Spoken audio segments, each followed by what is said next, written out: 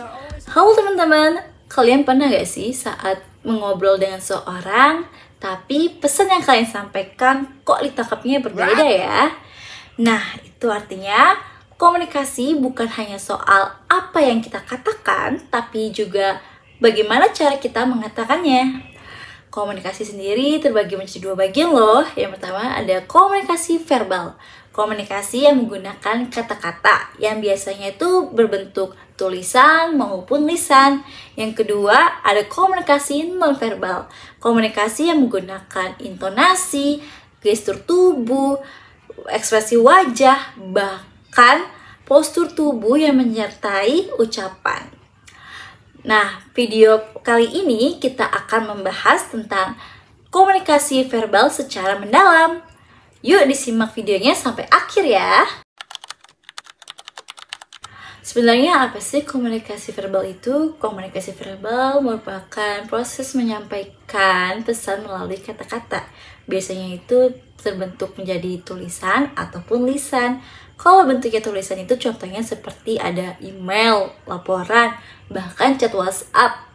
Nah, sedangkan kalau bentuknya lisan itu seperti obrolan sehari-hari, presentasi kelas, atau bahkan meeting online melalui Zoom. Bahasa di sini memiliki peran penting loh teman-teman. Karena apa? Karena bahasa merupakan sebuah simbol. Dengan adanya bahasa, kita bisa menyampaikan isi ide, pikiran, atau bahkan informasi yang mudah dipahami oleh orang lain. Tapi tanpa adanya bahasa, pesan yang akan kita sampaikan akan sangat sulit untuk dimengerti oleh orang lain.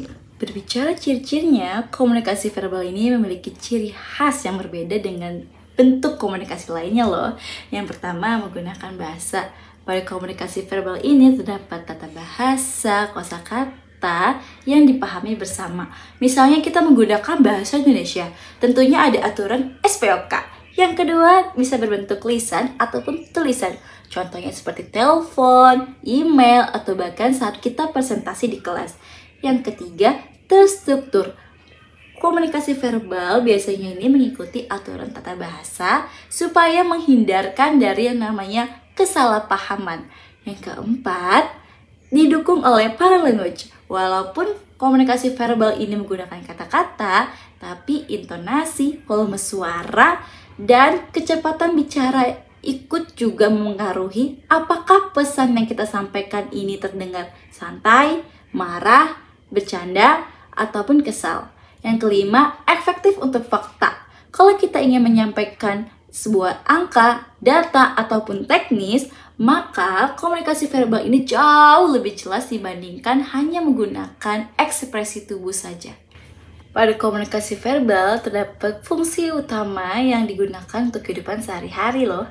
Yang pertama, fungsi informatif yang digunakan untuk berbagi pengetahuan, ide, ataupun fakta. Misalnya seperti guru menjelaskan pelajaran kepada muridnya. Yang kedua, fungsi persuasif. Fungsi yang digunakan untuk memengaruhi atau meyakinkan pikiran orang lain. Contohnya seperti sebuah iklan yang mengajak konsumen ya untuk membeli produknya. Yang ketiga, fungsi interaksional. Fungsi yang digunakan untuk membangun hubungan antar sosial dengan orang lain. Contohnya ketika kita sedang mengobrol dengan teman atau ketika kita sedang bercanda dengan keluarga. Jadi itu saja dulu ya pembahasan video kita kali ini. Sampai jumpa di video berikutnya dan stay tune. Bye-bye!